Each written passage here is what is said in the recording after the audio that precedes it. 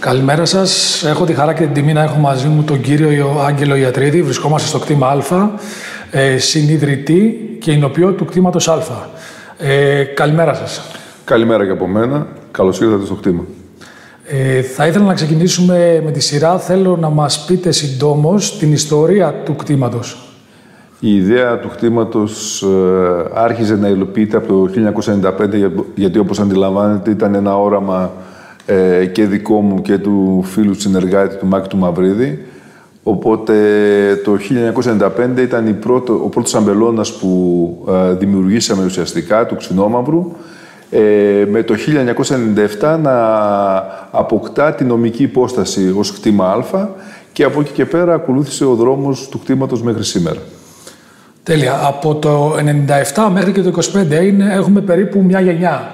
Οι ειδικοί λένε ότι ένα brand για να χτιστεί χρειάζεται μια γενιά. Εσείς το πετύχατε αυτό. Μπορείτε να μας πείτε λίγο τη διαδικασία σύντομα και πώς πετύχατε αυτό το πράγμα? Γιατί είναι σπάνιο και για την περιοχή. Είναι για την Ελλάδα και για την Ελλάδα σπάνιο το μέγεθος, αλλά για την περιοχή ακόμη πιο σπάνιο. Η έννοια της επιτυχίας έχει πολλές αναγνώσεις από διάφορους.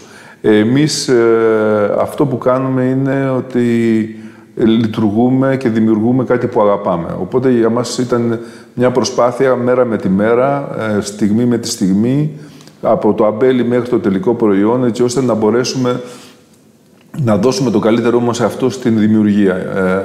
Το κατά πόσο πετύχαμε, μπορώ να σας πω ότι η μεγαλύτερη επιτυχία για μας είναι η επόμενη μέρα, είναι η επόμενη γενιά και γι' αυτό προσπαθούμε να χτίζουμε όλο και πιο ισχυρές βάσεις. Αυτή είναι η φιλοσοφία μας. Δημιουργούμε βάσεις, δημιουργούμε υποδομές, δημιουργούμε το ανθρώπινο δυναμικό και δημιουργούμε ένα πολύ σημαντικό κομμάτι της δουλειάς μας που είναι οι αμπελώνες. Για μας αυτό που υποστηρίζουμε είναι ότι είμαστε δημιουργοί αμπελουργοί. Ωραία. Θα πούμε και για την νέα γενιά παρακάτω. Θέλω λίγο να μου πείτε αρχικά για την πυρηνική επιχείρηση, το κτήμα Α. Από το 1997 μέχρι σήμερα, πείτε μας περίπου, και αν θέλετε και αν έχετε πρόχειρα κάποια νούμερα, και το impact που έχει στην περιοχή, δηλαδή τι κύκλο κάνει περίπου, πόσους εργαζομένους, πόσες οικογένειες εργάζονται της περιοχής εδώ πέρα και σε πόσες χώρες, επόμενο βήμα, σε πόσες χώρες έχετε βγει, πού εξάγουμε. Και πλέον νομίζω υπάρχει και μια τάση από την Ευρώπη για να μεταφερθούμε προς την Ασία. Που έχει ενδιαφέρον να μας... Η εταιρεία άρχισε, ουσιαστικά δημιούργησε το πρώτο της τζίρο το 2005 με την Σοδιά που έχει παραχθεί το 2003. Από εκεί και πέρα, βέβαια αρχίσαμε με ένα πολύ χαμηλό τζίρο σε σχέση με αυτό που τρέχουμε σήμερα. Αρχίσαμε λιγότερο από 150.000 ευρώ η πρώτη μας χρονιά. Σήμερα η εταιρεία έχει ένα κύκλο εργασιών που ξεπερνάει τα 15 εκατομμύρια. Αρχίσαμε τότε, ήμασταν 3 άτομα που κάναμε τα πάντα και σήμερα έχουμε γύρω στα 140 άτομα που λειτουργούν σε όλα τα επίπεδα, τα παραγωγικά και τα εμπορικά του κτήματος και με στόχο να ξεπεράσουμε τους 200 στην επόμενη πενταετία. Οι αγορές στις οποίες αναφερόμαστε, βέβαια, η μεγάλη μας αγορά είναι η ελληνική αγορά. Κινούμαστε γύρω στο 70% της παραγωγής μας και περί το 30% είναι εξαγωγές σε πάνω από 50 χώρες. Είμαστε σε 54 χώρες σε όλο τον κόσμο. Κύριες μας αγορές, εκτός βέβαια από την ελληνική, είναι η αγορά των Ηνωμένων Πολιτών και του Καναδά, της Αγγλίας, της Κύπρου. Έχουμε μια πολύ καλή παρουσία στην Κίνα και στην Αυστραλία. Και οι συνεργασίες μας, αλλά και οι αγορές μας διευρύνονται μέρα με τη μέρα, χρονιά με τη χρονιά. Ωραία. Από ό,τι μαθαίνουμε, υπάρχει μια τάση στροφής πλέον των ίνων, των ελληνικών, και θα μας πείτε ειδικότερα για το αμυντέου και των δικών σας προς την Ασία. Υπάρχει κάποια τάση? Βλέπετε κάποια ζήτηση ειδική εκεί? Αυτό που βλέπουμε, πάντα υπάρχει μια ζήτηση σταθερή. Θα έλεγα μάλλον όχι τόσο σταθερή στην Ασία. Οι σταθερές, οι καλές αγορές είναι αυτές του δυτικού κόσμου. Ποια είναι το λέω αυτό? Είναι ότι δεν έχουν εξάρξεις. Κάθε χρόνο έχουν μια σταθερή ανωδική πορεία, πράγμα που μας βοηθάει πάρα πολύ στο να σχεδιάζουμε πολύ καλύτερα την παραγωγή μας. Στις ασιατικές αγορές αυτό που υπάρχουν εξάρσεις αναχρονιά.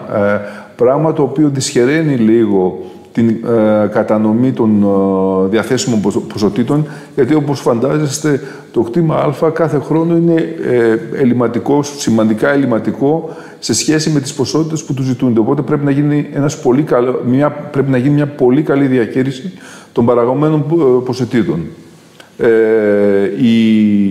Η ασιατική αγορά, αυτή που μας ενδιαφέρει κυρίως, είναι η αγορά της Ιαπωνίας, η αγορά της Σιγκαπούρης και του Χονγκ Κονγκ, βέβαια και η αγορά της Κίνας.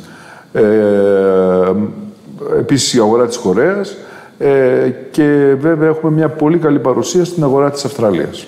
Από την Ευρώπη, μιλάμε για το δυτικό κόσμο τώρα, από την Ευρώπη οι top 3 αγορές και ειδικότερα αυτό που λένε ότι η Γερμανία έχει έναν ειδικό ρόλο, υφίσταται, είναι σε κάμψη? Υφίσταται, έχει μια σταθερότητα, αν και από πολλούς συναδέλφους ακούω ότι έχει μια κάμψη. Εμείς έχουμε το τελευταίο χρόνο έχουμε μια σταθερότητα στο κομμάτι των εξαγωγών μας εκεί. Η γερμανική αγορά είναι μια αγορά λίγο ιδιαίτερη με την έννοια ότι υπάρχουν πάρα πολλοί Έλληνες διακινητές των προϊόντων, των ελληνικών προϊόντων, οπότε υπάρχει μια πολυδιάσπαση της αγοράς, πράγμα που βοηθάει και στο άπλωμα των κρασιών μας σε όλη τη Γερμανία. Ωραία. Στο πρόσφατο συνέδριο που έγινε εδώ στην περιοχή, στο οποίο συμμετείχατε και προσωπικά και ως συνοποιείο, είδαμε ότι στο αμύντεο και λόγω της κλιματικής αλλαγής υπάρχει μια έντονη τάση ανάπτυξης της αμπελοκαλλιέργειας και της συνοποίησης, ας πούμε, της μεταποίησης. Στο τρίτο κομμάτι, τον υνοτουρισμό, στον οποίο βέβαια εσείς ως συνοποιείο πάτε καλά και έχετε και μια διάχυση, διαχέεται ας πούμε και την ανάπτυξη που λέμε, έχει ένα impact περισσότερο της περιοχής. Για να έχουμε υνοτουρισμό, επειδή έχετε και εμπειρία τώρα και από τη Σαντορίνη και από όλο τον κόσμο εσείς, για να έχουμε υνοτουρισμό, για να πάει καλά ο υνοτουρισμός στη Δυτική Μακεδονία, αρκούν τα καλά κρασιά και τα υνοπία, ή θέλουμε κάποιες υποδομές που λείπουν, ή θέλουμε άλλες δραστηριότητες ενδιάμεσες όπως τα outdoors που δεν υπάρχουν? Τι λείπει, πώς το βλέπετε το θέμα και πώς μπορούν να προσελκύσουν περισσότερους υνοτουρίστες? Όσες περισσότερες δραστηριότητες υπάρχουν στην περιοχή που μπορούν να τραβήξουν το θεματικό τουρισμό, για μας είναι ευχής έργων. Οπότε προσπαθούμε με συνέργειες, με συνεργασίες με άλλες ομάδες είτε παραγωγών είτε επαγγελματιών που κινούνται στον τουρισμό, να ενισχύσουμε το τουριστικό προϊόν. Είναι πολύ σημαντικό ένας επισκέπτης στην περιοχή να μπορεί να περνάει ευχάριστα 3 και 4 μέρες, έτσι ώστε να του δημιουργείται η επιθυμία να το ξαναεπισκεφθεί. Αυτή είναι η μεγαλύτερη μας επιτυχία. Στο κτήμα έχουμε με αυξανόμενο ρυθμό σήμερα, το 2024 δηλαδή, φτάσαμε τους 23.000 επισκέπτες. Είναι ένας πολύ σημαντικός αριθμός επισκεπτών. Και κάθε χρόνο έχουμε μία ανάπτυξη και πολύ μεγάλη ζήτηση στο να μας επισκεφθούν άτομα, όχι μόνο από την Ελλάδα, αλλά από όλο τον κόσμο. Από εκεί και πέρα τώρα οι συνέργειες με τις άλλες επαγγελματικές ομάδες που δραστηριοποιούνται στον τουρισμό είναι πολύ σημαντικές και προσπαθούμε να ενισχύσουμε και να εκπαιδεύσουμε σίγουρα τους ανθρώπους που έχουμε στο κτήμα, στο κομμάτι του επισκέψιμου, αλλά προσπαθούμε και με επικοινωνία με όσους συνεργαζόμαστε να προσπαθήσουμε να τους δίνουμε στοιχεία και κατευθύνσεις οι οποίες θα τους βοηθήσουν να αναπτύξουν ένα ποιοτικότερο προϊόν. Δεν θέλουμε ποσοτικό προϊόν, είναι σημαντικό τουλάχιστον σε αυτή τη φάση να αναπτύξουμε ιδιαίτερα τα ποιοτικά χαρακτηριστικά της περιοχής μας, που είναι πολλά. Δηλαδή, εκτός από τα βουνά και τις λίμνες, έχει θρησκευτικό τουρισμό, έχει γαστρονομικό, πολύ υψηλού επίπεδου τουρισμό. Όλα αυτά τα στοιχεία προσπαθούμε να τα ενδυναμώσουμε, σε συνεργασία μαζί μας και με τις προσλαμβάνωσες που έχουμε από πολλές αμπελονικές περιοχές του κόσμου, να τα ενισχύσουμε έτσι ώστε να γίνει ακόμα ελκυστικότερος ο προορισμός που λέγεται Δυτική Μακεδονία και αμπελονικές περιοχές της Δυτικής Μακεδονίας. Όπως φαίνεται όμως στο τρίτο αυτό κομμάτι της αλυσίδας στην παροχή υπηρεσιών, υστερούμε, και λογικό είναι μέχρι ένα επίπεδο να υστερούμε. Το θέμα είναι ότι αυτό που είπατε, το πώς μπορούμε να κρατήσουμε ένα τουρίστα 3-4 μέρες εδώ πέρα, η συνολική εμπειρία του τουρίστα ή του εινοτουρίστα που θα ζήσει εδώ πέρα, κάτι λείπει από εκεί για να μην κάθεται ο εινοτουρίστας 3-4 μέρες. Δηλαδή, έχουμε ένα έλλειμμα σε αυτό και τα στατιστικά δεδομένα το λένε. Δηλαδή, οι διανυκτερεύσεις δεν είναι τόσες που βλέπουμε. Τώρα, υπάρχουν εκεί δύο σενάρια. Ένα είναι, αφού δεν έχουν γίνει αυτή η αξιοποίηση από το δημόσιο τομέα, δεν έχουν αξιοποιηθεί οι λίμνες, οι ορεινοί όγκοι κλπ. Μήπως πρέπει τα ίδια τα branch, και εννοώ τα μεγάλα εινοπεία, να καθετοποιηθούν. Είδαμε σε κάποια επενδυτικά σχέδια σας, και περνάω τώρα στο κομμάτι αυτό που έχει γραφτεί και σε διάφορα ειδικά περιοδικά, ότι ας πούμε το κτήμα Α πάει για καθετοποίηση, δηλαδή για να περιέχει και τη διαμονή και την εστίαση σε μια νέα επένδυση που θα κάνει και κάποιες νέες επενδύσεις που θέλετε να κάνετε, ένα νέο εινοποιείο που υπάρχει ήδη με blends, με αφρόδη κρασιά, με φυσικό μεταλλικό ανθρακούχο νερό. Οπότε το ερώτημά μου είναι διτό. Θα πρέπει να κάνει κάτι ο δημόσιος τομέας, η αυτοδιοίκηση, ή τα εινοποιεία από μόνα τους τα branch να ανοίξουν τις δραστηριότητες τους πέρα από την εινοποίηση και στην εστίαση και στη διαμονή, ώστε να αναπτυχθεί το κομμάτι αυτό? Ποια είναι η άποψή σας? Και δεύτερον, η ερώτηση σας να μας πείτε κατά πόσο αληθεύουν τα νέα επενδυτικά σχέδια που γράφονται του κτήματος. Είναι σημαντικό σε μια περιοχή να έχει όχι ισχυρή φωνή, να αποδεικνύει το όραμα που έχει η περιοχή για να αναπτυχθεί. Αυτό προσπαθούμε να κάνουμε εμείς. Αλλιώς οι φωνές είναι στήρες. Θέλουμε παραγωγικές φωνές, θέλουμε πράγματα να γίνονται και όχι να λέγονται. Εμείς αυτή τη στιγμή υλοποιούμε συγκεκριμένα επενδυτικά προγράμματα, όπως αφορά ένα τουριστικό κατάλημα 5 αστέρων για την υποστήριξη του εινοτουριστικού προϊόντος. Νομίζω είναι κάτι που το ξέρουμε καλό, η φιλοξενία κυρίως των επαγγελματιών που μας ενδιαφέρουν, αλλά και του κόσμου που ενδιαφέρεται για το κρασί, θα αποτελεί ένα σημαντικό στοιχείο αναφοράς και θα συμπληρώνει μια εμπειρία, μια αμπελοϊνική εμπειρία στο κτήμα Α. Από εκεί και πέρα έχουμε και επιπλέον σχέδια, υλοποιούμε μάλλον αυτή τη στιγμή, μία μονάδα παραγωγής αφροδών ίνων, όπου θα είναι στο ξινό νερό, και ταυτόχρονα λειτουργούμε την επέκταση μιας δεύτερης παραγωγικής μονάδας που στηρίζεται σε παραγωγούς, σε αμπελουργούς της περιοχής, έτσι ώστε να ενισχύσουμε το αποτύπωμά μας μέσα στην περιοχή. Εκτός όμως από όλα αυτά, εκπαιδεύουμε και τους παραγωγούς, έτσι ώστε να μπορούν να λειτουργούν με γνώμονα την αειφορία, την κυκλική οικονομία και βέβαια την δυνατότητα να μπορούν να έχουν ένα τέτοιο εισόδημα που θα τους επιτρέπει και αυτοί και οι οικογένειές τους να ζουν ευχάριστα και άνετα μέσα στην περιοχή. Αυτός είναι ο στόχος μας και πιστεύω είναι ο πιο σημαντικός στόχος, γιατί με το brain drain που έχει η περιοχή μας, είναι η περιοχή με το μεγαλύτερο, όπως γνωρίζετε, φυγεία κεφάλαιο. Κεφάλαιο το οποίο φεύγει είτε προς τις μεγαλοπόλεις της Ελλάδος, είτε προς το εξωτερικό, και προσπαθούμε με το brain gain αυτή τη στιγμή να φέρουμε κόσμο πίσω, έτσι ώστε να μπορούν να έχουν ευχάριστες, όμορφες, ποιοτικές εργασίες μέσα στην περιοχή. Και βέβαια συνδέονται άμεσα με αυτά που μπορεί να κάνει η περιοχή, όπως είναι το αμπέλι, όπως είναι το κρασί, όπως είναι τα τουριστικά συναφή προϊόντα. Ωραία, ναι, και το πετυχαίνετε όσο μπορείτε. Όμως, στο κομμάτι τώρα, το πλαίσιο της δίκαιης μετάβασης που βρίσκεται η Δυτική Μακεδονία και έχοντας υπόψη όλα αυτά τα επενδυτικά σχέδια τα οποία αναπτύσσετε, είστε ευχαριστημένοι? Από την πλευρά σας κάνετε ό,τι μπορείτε, το φαίνεται. Από την πλευρά της αυτοδιοίκησης ή της διοίκησης ή της κεντρικής διοίκησης, είστε ευχαριστημένοι σχετικά με τη στήριξη στην επιχειρηματικότητα, με τη στήριξη στην καινοτομία? Η φιλοσοφία μας είναι πάντα ότι προσπαθούμε να κάνουμε οτιδήποτε περνάει από το χέρι μας. Προσπαθούμε να στηριζόμαστε όσο μπορούμε λιγότερο σε πράγματα τα οποία έχουν κάποιες επιπλοκές, έχουν κάποιες πολύχρονες διαδικασίες. Για να είμαστε απόλυτα δίκαιοι, η τοπική αυτοδιοίκηση έχει βοηθήσει και έχει βοηθήσει αρκετά, βλέποντας και τα αποτελέσματα και την συνεισφορά μας στο αποτύπωμα που αφήνουμε στην περιοχή. Εμείς προσπαθούμε, γιατί ξέρετε, μια επιχείρηση και σε μια επιχείρηση ειδικά ο χρόνος είναι πολύ σημαντικό στοιχείο για την επιβίωση της επιχείρησης, για την εξέλιξη της επιχείρησης, για να μπορεί να υλοποιεί όλα αυτά τα επενδυτικά της σχέδια. Οπότε πιστεύω ότι βρισκόμαστε σε μια πραγματικά αγαστή συνεργασία και τα αποτελέσματα νομίζω φαίνονται κυρίως από το πώς οι άνθρωποι που εργάζονται στο κτήμα είναι ικανοποιημένοι και ευχαριστημένοι με την λειτουργία και με το περιβάλλον εργασίας. Συμφωνούμε. Να περάσω τώρα στην επέκταση που έχετε κάνει, επέκταση στρατηγικής σημασίας προς τη Σαντορίνη που συζητούσαμε και πριν. Αυτό εκτός είναι σίγουρα, η Σαντορίνη είναι ιστορικός προορισμός με ειδική της ποικιλία.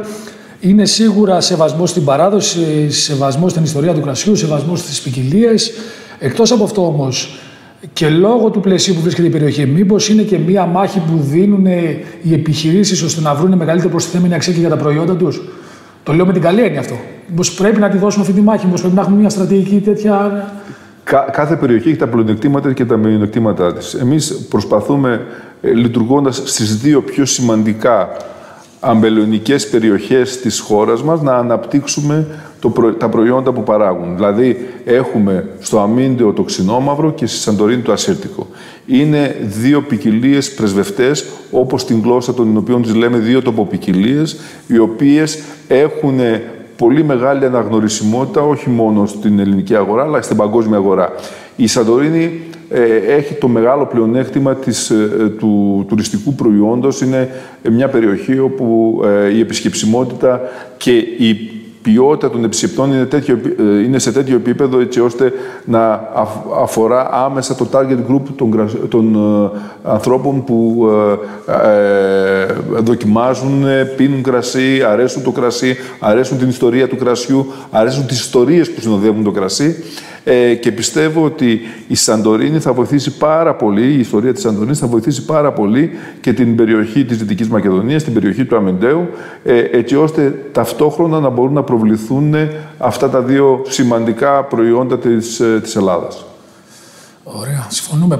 Μέσα από το συνέδριο αναδείχθηκε η ποικιλία του ξινόμαυρου και οι προοπτικές της. Είδαμε ότι έχει τρομερές προοπτικές, στο εξωτερικό πηγαίνει, ακολουθεί το ασύρτικο, μπορεί να βγάλει μεγάλα κόκκινα κρασιά, μπορεί να βγάλει αφρόδι, μπορεί να βγάλει πιο καλοκαιρινά κρασιά. Το ερώτημά μου είναι σε επόμενη πίστα που λέμε για εσάς, γιατί αυτά αναδείχθηκαν έτσι κι αλλιώς. Καταρχήν θέλω την άποψή σας για το συνέδριο, πώς το είδατε σαν δράση εξωστρέφειας, και κατά δεύτερον, με ποιο τρόπο θα μπορούσε το Αμίντεο να εξελιχθεί σε παγκόσμιο κέντρο του ξινόμαυρου. Και αν θα μπορούσε να γίνει. Κάθε ένα από τα θέματα που αναφέρετε είναι ένα θέμα που μπορεί να μας πάρει μέρες να συζητάμε, όπως αντιλαμβάνεστε. Βασικά για το συνέδριο. Ήταν κάτι το οποίο με εξέπληξε θετικά. Δηλαδή όλη η οργάνωση,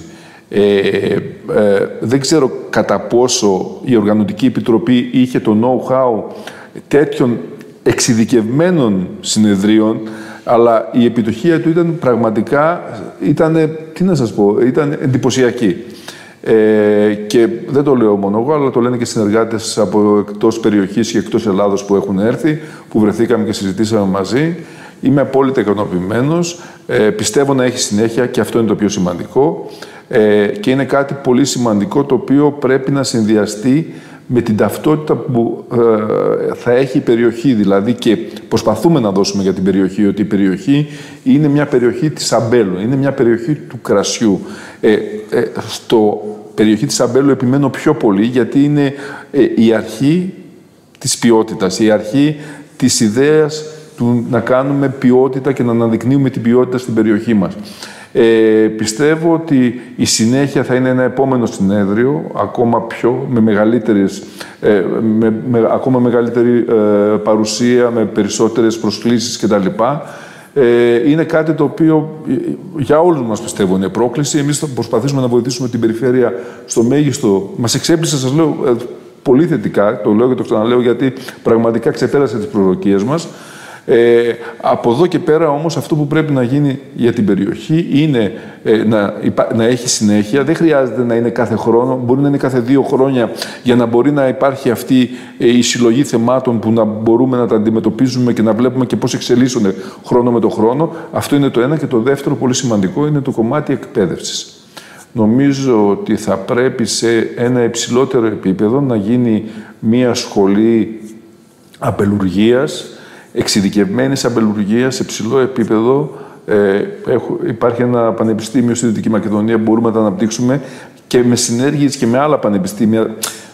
Οι πανεπιστημιακοί κύκλοι, ξέρετε, είναι λίγο δυσκίνητες αυτά τα πράγματα. Θέλει συνεργασίες και θέλει να αναπτύξουμε πραγματικά συνεργασίες με τα άλλα ελληνικά πανεπιστήμια και βέβαια αν υπάρχει και η διάθεση και με ξένα πανεπιστήμια. Αλλά είναι σημαντικό να υπάρξει ένα πολύ σημαντικό μήνυμα ότι κάτι σημαντικό συμβαίνει εδώ στην περιοχή. Και επίσης θα συνεχίσω με κάτι πιο πρακτικό, ακόμα και μια εκπαίδευση ενοχών που πρέπει να έχει η περιοχή. Είναι οι επαγγελματίες που συναντάνε και θα μιλάνε για τα προϊόντα μέσα στις αγορές, σε οποιοδήποτε αγορές. Και μάλιστα να είναι και διεθνές το δίπλωμα αυτό. Και μάλιστα να μπορέσουμε να φέρουμε, και υπάρχει αυτή η δυνατότητα, να φέρουμε κόσμο που θα εκπαιδεύεται εδώ και μετά θα βγαίνει και θα μιλάει για τα κρασιά μας, θα μιλάει για την περιοχή μας. Είναι πολύ σημαντικό να δημιουργούμε πρεσβευτές. Και θα έλεγα, στη συγκεκριμένη περίπτωση θα είναι απόστολοι αυτού που συμβαίνει εδώ στην περιοχή. Πραγματικά η περιοχή είναι σε μια κοσμογονία. Είναι από τις λίγες περιοχές που το αμπέλι αναπτύσσεται. Μην νομίζετε ότι υπάρχουν πολλές περιοχές στον κόσμο που αναπτύσσεται ο αμπελώνας. Ο αμπελώνας είναι από τις πολύ λίγες προνομιούχες περιοχές που εν μέσω κλιματικής κρίσης, γιατί είμαστε πλέον σε μια κλιματική κρίση, ο αμπελώνας συνεχίζει, αντέχει και παράγει ποιοτικά. Αυτό είναι ένα μεγάλο πλεονέκτημα που πρέπει να το εκμεταλλευτούμε και θα το εκμεταλλευτούμε αν το κάνουμε γνωστό με όλους τους δυνατούς τρόπους, όχι μόνο στο ελληνικό κοινό, αλλά και στο παγκόσμιο κοινό που ενδιαφέρεται για το κρασί. Οπότε καταγράφω και τις ελλείψεις που μου λέτε. Επιμένω λίγο στο δεύτερο σκέλος της ερώτησης. Θα μπορούσε το Αμίντιο να γίνει παγκόσμιο κέντρο του ξινόμαυρου? Και πώς? Να σας πω κάτι. Θεωρητικά είναι η μεγαλύτερη περιοχή ξινόμαυρου στην Ελλάδα αυτή τη στιγμή. Έχει τις μεγαλύτερες εκτάσεις ξινόμαυρου. Η παγκοσμιοποίηση αυτής της εικόνας είναι αυτό ακριβώς, η συνέχεια που σας είπα. Δημιουργία σοβαρών εκπαιδευτικών δομών, με συνέργειες ισχυρές, με ισχυρά ονόματα, θέλει χρόνο, αλλά υπάρχει αυτή η διάθεση και η δυνατότητα από όλο, πιστεύω, το δυναμικό της περιοχής και το πανεπιστημιακό, αλλά και το επαγγελματικό, έτσι ώστε αυτή η διαδικασία να ενισχυθεί, να υποστηριχτεί και να δώσει καρπούς. Ωραία. Οπότε, όλα αυτά τα καταγράφουμε. Ήθελα μια τελευταία ερώτηση να σας κάνω. Επειδή μιλήσατε πριν για την ταυτότητα και της περιοχής. Οπότε, στο place branding όμως έχουμε πολλά παράπονα, ας πούμε, από ξένους επισκέπτες.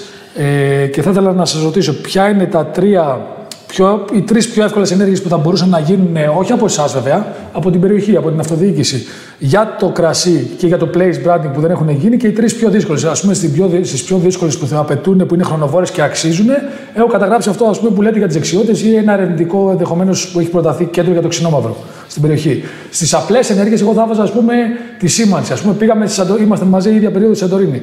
Κατεβαίνει κάποιος στη Σαντορίνη και όπου και να στρίψει και να κοιτάξει, έχει μια πινακίδα, λέει εδώ είναι το τάδε κτήμα, εκεί το τάδε αμπέλι. Εδώ, ας πούμε, έχουμε παράπονα από τους επισκέπτες και δεν το λέω. Το λέω με την έννοια ότι είναι κάτι εύκολο να μπαίνει κάποιος στο Αμίντιο και την ταυτότητα αυτή της περιοχής της Αμπέλου δεν τη βλέπει εύκολα. Αυτό πιστεύω είναι μία από τις εύκολες δράσεις που θα μπορούσε να γίνει. Εσείς τα ξέρετε καλύτερα. Μπορείτε να μας πείτε αν μπορείτε τις 2-3 πιο εύκολες που δεν έχουν γίνει και τις 2-3 πιο δύσκολες. Σίγουρα η σύμβαση πρέπει να ολοκληρωθεί, αλλά πρέπει να είναι ενιαία, να υπάρχει μια ενιοποίηση της σύμβασης. Σε αυτό νομίζω το κομμάτι η ΕΝΟΑΒΕ, η Ένωση των Ινοπαραγωγών Βορείου Ελλάδος, νομίζω έχει πολύ μεγάλο know-how. Θα πρέπει να τη συμβουλευτούμε.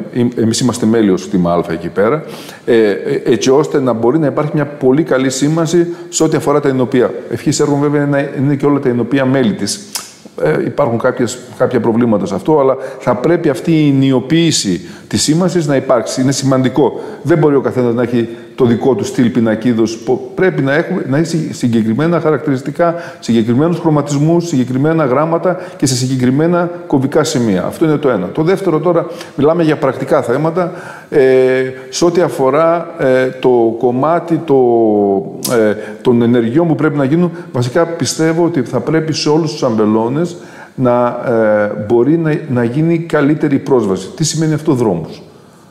Αγροτικούς δρόμους είναι ένα πολύ σημαντικό για την επισκεψιμότητα των αμπελώνων και για τη λειτουργία όμως των αμπελώνων. Όλο αυτό το δυναμικό, το παραγωγικό θα αξιοποιηθεί πολύ καλύτερα όταν η αγροτική οδοποιία αρχίζει και φτιάχνεται. Είναι στις μεγάλες αμπελονικές περιοχές, ξέρετε, είναι από τα πρώτα πράγματα που γίνονται. Και στο εξωτερικό πολύ έντονο. Και δείχνει μια εικόνα. Δηλαδή, από τη στιγμή που γίνεται μια οδοποιία, βρίσκεσαι ακριβώς, ο αμπελώνας ανεβαίνει ένα επίπεδο. Μόνο και μόνο από αυτή την οπτική διαφορά που έχει. Και σε κατευθύνει, συγγνώμη για τη διακοπή, αλλά θα συνεχίσετε, σε κατευθύνει από ό,τι έχω δει και εγώ στο εξωτερικό, ο εινοτουρίστας να πάει πρώτα στο αμπέλι, να δει το αμπέλι και μετά να πάει στο εινοποιείο. Εδώ, επειδή δεν έχουμε οδοποιία, τον στέλνουμε αναγκαστικά στο εινοποιείο. Εδώ φανταστείτε, πολλούς από τους δρόμους γίνανε σχεδόν με δικά μας κονδύλια. Δηλαδή, πρέπει ένα εινοποιείο, γιατί ξέρετε, η προβολή και η υποστήριξη ενός προϊόντος απαιτεί φοβερά μεγάλα κονδύλια. Πρέπει να προσανατολιζόμαστε εμείς ως παραγωγή εκεί.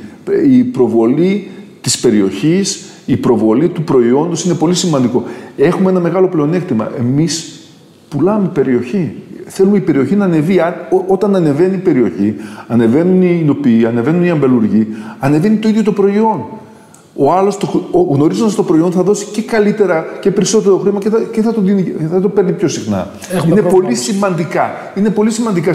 Είναι απλά, αλλά είναι σημαντικά. Είναι τρεις απλές ενέργειες που πρέπει να γίνουν άμεσα, έτσι ώστε το προϊόν μας, η εικόνα της Δυτικής Μακεδονίας, η εικόνα του αμπελώνα, του αμυντέου, που είναι και η περιοχή της ονομασίας προέλευσης και η ζώνη στη Δυτική Μακεδονία, θα πρέπει αυτό το κομμάτι να το ενισχύσουμε. Είναι πάρα πολύ σημαντικό και εκεί βέβαια ζητάμε και την συνεισφορά των Δήμων, αλλά και της περιφέρειας στο κομμάτι αυτό. Και στις δύσκολες ενέργειες χρονοβόρες που αξίζουν, αυτό φαντάζομαι συμφωνείτε στο ερευνητικό κέντρο, αφού μου είπατε για τις δεξιότητες. Κοιτάξτε, η πρότασή μου εδώ και μια δεκαετία από ένα συνέδριο ξινόμαυρου που έγινε στην Άουσα ήταν ότι πρέπει να γίνει ένα παρατηρητήριο ξινόμαυρου. Το παρατηρητήριο ξινόμαυρου είναι που θα μας λέει πού ακριβώς βρίσκεται το ξινόμαυρο, σε τι τύπους κρασιών οδηγείται και σε ποιες περιοχές εμπορεύεται, σε ποιες περιοχές του κόσμου. Έτσι, γνωρίζοντας αυτά τα στοιχεία, μπορείς και να σχεδιάζεις πολύ καλύτερα, γιατί βλέπεις κάθε χρόνο πώς εξελίσσεται και η αγορά. Ξέρετε, η αγορά κάθε χρόνο εξελίσσεται. Παρακολουθώντας τις εξελίξεις της αγοράς, μπορείς πολύ καλύτερα και πολύ ευκολότερα να έχεις ένα αποτέλεσμα και να κάνεις καλύτερο σχεδιασμό. Ωραία, σας ευχαριστούμε πάρα πολύ. Είναι τιμή μας που σας έχουμε στην περιοχή σαν εινοποιείο και σαν άνθρωπο και ελπίζουμε όλα τα σχέδιά σας να πετύχουν το σκοπό τους. Ευχαριστώ πολύ. Η χαρά, να ξέρετε, είναι δικιά μου. Όλοι μας πρέπει να είμαστε αρρωγοί σε αυτή την προσπάθεια που κάνουμε για την περιοχή μας. Να είστε καλά, καλή συνέχεια. Ευχαριστώ.